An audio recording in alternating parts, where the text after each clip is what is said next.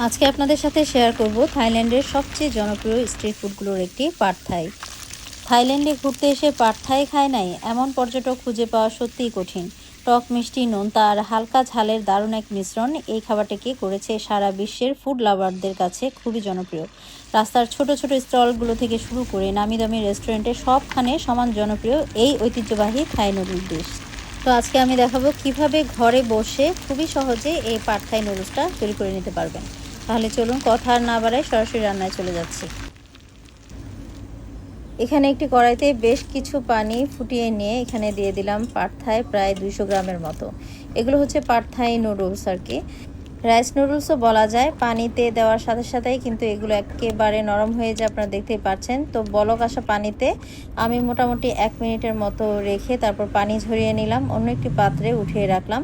এখন সেম কড়াইতে আমি বেশ খানিকটা তেল দিয়ে এখানে আমি 2টা ডিম ভেঙে দিলাম। প্রথমে ডিম 2টাকে একটু স্ক্র্যাম্বল করে নিচ্ছি। ডিম 2টা আগে থেকেই যদি একটু ভালোভাবে ফ্রাই করে নিয়ে আলাদা করে রেখে তারপর পাড থাইটা বানানো হয় তাহলে এটা বানাতে খুবই সহজ হয়। স্ট্রিট ফুডগুলোতে কিন্তু একই সাথে বানিয়ে নেয়। তো সামান্য আর একটু তেল দিয়ে এখানে আমি 1 টেবিল চামচের মতো রসুন কুচি দিয়ে দিলাম। রসুন কুচিগুলোকে একটু ভালোভাবে ফ্রাই করে নিয়ে তাতে দিয়ে দিলাম চিংড়ি মাছ। এখানে প্রায় 200 গ্রামের মতো চিংড়ি মাছ নিয়েছি। ভালোভাবে নাড়াচাড়া করে চিংড়িগুলোকে একটু ভাজা ভাজা করে নিচ্ছি। খুবই সুন্দর একটি ফ্লেভার পাবেন এই সময়। তো চিংড়ি মাছগুলোকে বেশ ভালোভাবে আমি ভেজে নিয়েছি।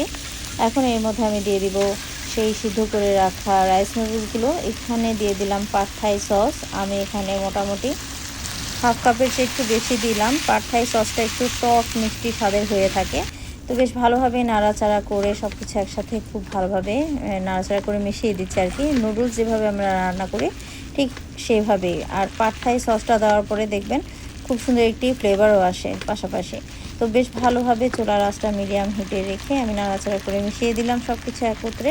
এখানে আমি বিনস স্প্রাউট দিয়ে দিলাম 1 মুঠ পরিমাণ, আর এগুলো হচ্ছে রসুন পাতা বা গার্লিক শাইপস, এগুলো দিয়ে দিলাম প্রায় 1 মুঠের মতো। এবার বেশ ভালোভাবে নাড়াচাড়া করে মিশিয়ে দিচ্ছি। তো এই তো হয়ে গেছে আমাদের পাড থাই নুডলসটা। খুবই সহজ, একবার বাসায় এভাবে তৈরি করে নিতে পারেন। তো এখন আমি গরম গরম একটি প্লেটে সার্ভ করে নিচ্ছি। আর এখানে কিন্তু আমি এক্সট্রা করে কোনো কিছুই ব্যবহার করিনি, অর্থাৎ লবণ বা সস। পাড থাই সসটার মধ্যেই কিন্তু পর্যাপ্ত পরিমাণে লবণ আছে। আর পাড থাই সসটা যদি আপনার হাতের কাছে অ্যাভেলেবেল না থাকে তাহলে এর পরিবর্তে আপনারা তেঁতুলের কাত, ফিশ সস আর সামান্য পরিমাণে একটু চিনি একসাথে মিশিয়ে নেবেন, তাহলেই কিন্তু পাড থাই সসটা রেডি হয়ে যাবে। তো এই ছিল খুবই মজার পাড থাই রেসিপি। ভালো লাগলে অবশ্যই শেয়ার করে রাখবেন। তো পরবর্তী রেসিপিতে আবার দেখা হবে। সবাই খুব ভালো থাকবেন। আল্লাহ হাফেজ।